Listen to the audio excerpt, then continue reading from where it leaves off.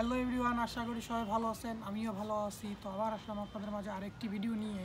তো এই ভিডিওতে আমি কথা বলবো হইলো তুলসী গাছ সম্বন্ধে, যে সংস্কৃতিতে তুলসীর কীভাবে ব্যবহার করা হইতো। হ্যাঁ, সংস্কৃতিতে তুলসীর কীভাবে ব্যবহার করা হইতো এটা অনেকে জানেন না, আমি শিওর।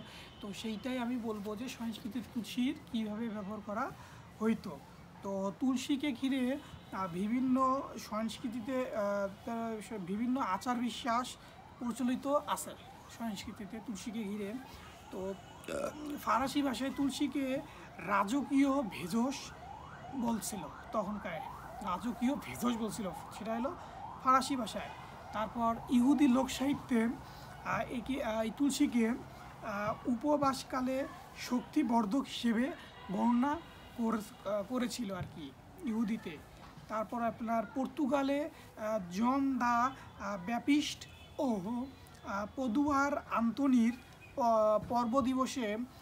পর্বদিবসে প্রিয়জনকে একটি কবিতা ও কাগজে কার্নেশ্বর ফুলের সাথে টব লাগানোর খাটো ঝাঁকালো তুলসী উপহার দেওয়া হয়। তখন উপহার হিসেবে তখন পৃথিবীর সর্বপ্রথম উপহার এই তুলসী দিয়েই প্রচলিত হয়েছে।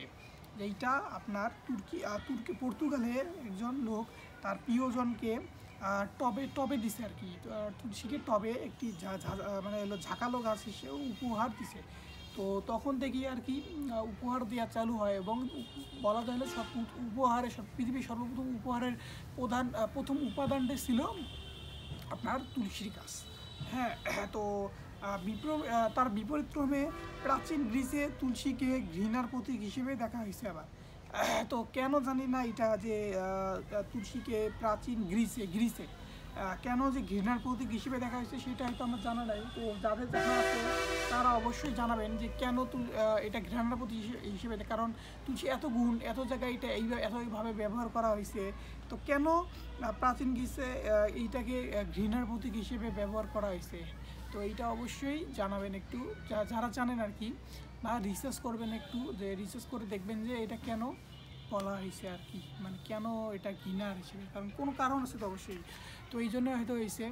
তো আপনারা তুলসীকে কীভাবে ব্যবহার করেন? আপনারা ওষুধি হিসেবে ব্যবহার করেন, না রান্নায় ব্যবহার করেন, না দুইটাতে ব্যবহার করেন? তো ব্যবহার করলেও কোনভাবে কী ব্যবহার করেন, তো এইটা একটু জানাবেন আমাকে, যে কীভাবে তারা অনেকক্ষণ তো অনেকভাবে ব্যবহার করে। তো অনেকে ব্যবহার করে যে তুলসী শুধু ওষুধ হিসেবে, যে তুলসীর পাতাটা আছে সেটা রস করে খায়, তো এইটা ব্যবহার করে। অনেকে আবার ব্যবহার করে তুলসীর পাতাটা রান্নায় দিয়ে খায়, রান্নার সুগন্ধ এবং টেস্ট বাড়ানোর জন্য। তো আপনারা কীভাবে তুলসীকে ব্যবহার করেন তা অবশ্যই আমাকে জানাবেন।